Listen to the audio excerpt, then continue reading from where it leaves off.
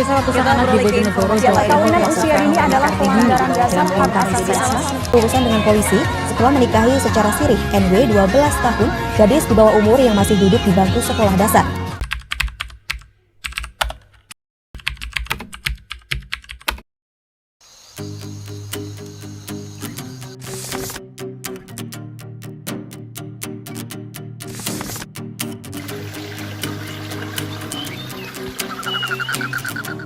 Pada tanggal 21 Oktober 2025, kami melaksanakan sebuah kegiatan self-study di SMA Negeri 1 Glagah, Banyuwangi.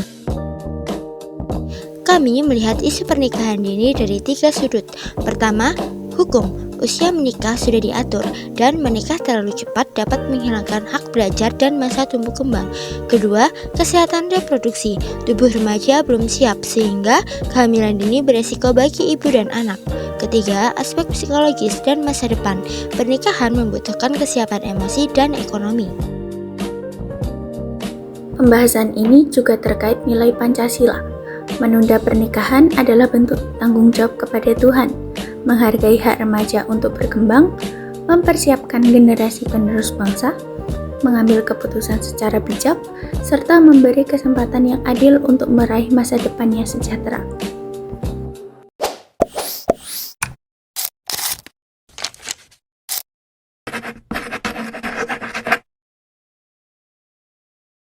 Terima kasih atas kesempatannya. Untuk kali ini kita akan membahas terkait tentang pernikahan dini, di mana pertanyaan yang pertama tadi terkait prosedur yang dilakukan oleh lembaga kita. Betul. Terkait bagaimana untuk antisipasi terkait pernikahan dini seperti itu. Karena di SMA Negeri 1 Glagah ini ada 3 guru BK, di mana masing-masing guru itu mempunyai wilayah masing-masing, mempunyai siswa asuh seperti itu. Seperti di sekolah kita yang sudah kita terapkan, kita masuk ke dalam kelas sesuai jadwal yang ada, sesuai jadwal yang telah ditentukan.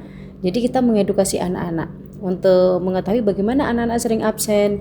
Nah, itu kita lihat setiap hari ada cross check rekap absen yang bisa kita lihat secara manual juga secara online, karena anak-anak selain ada absen manualnya juga ada absen online-nya seperti itu. Jadi dari situ kita bisa melihat rekap setiap hari, terus kemudian rekap setiap minggu. Dari situ kelihatan bahwasanya anak ini absen karena sakit, izin, atau disband. Karena di sekolah kita juga banyak kegiatan lomba-lomba dan lain sebagainya. Kalau untuk disband seperti itu. Nah, kemudian kalau memang sakit itu kalau menggunakan surat keterangan dokter, masa surat itu hanya 3 hari. Jika selesai 3 hari itu yang bersangkutan masih belum masuk, maka kita koordinasikan ulang.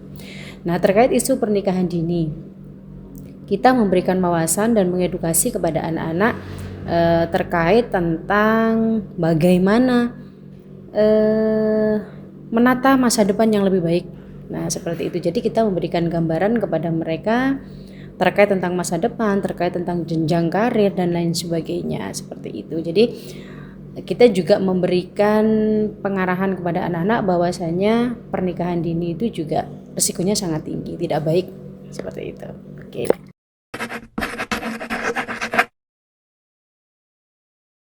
Oke. Yang pertama dalam bimbingan klasikal. Saat saya masuk ke dalam kelas memberikan materi kepada mereka, saya memberikan materi yang ada hubungannya dengan pernikahan dini, di mana pernikahan dini itu saya berikan pengertian bahwasanya pernikahan itu seperti ini. Lalu batas-batas maksimal usia pernikahan itu harus berusia sekian. Terus kemudian resiko yang akan ditanggung oleh mereka yang berani memutuskan untuk menikah dini itu sudah kami siapkan. Terkadang kita memberikan materi bentuk player, terus kemudian bentuk tatap muka. Tapi kalau teridentifikasi ada bahwasanya dari salah satu murid kami yang ada niatan untuk ke sana, maka kita edukasi, kita berikan layanan secara khusus, bisa jadi layanan konseling individu dengan memberikan gambaran bahwasanya pernikahan dini itu seperti ini, lalu risikonya seperti ini gitu.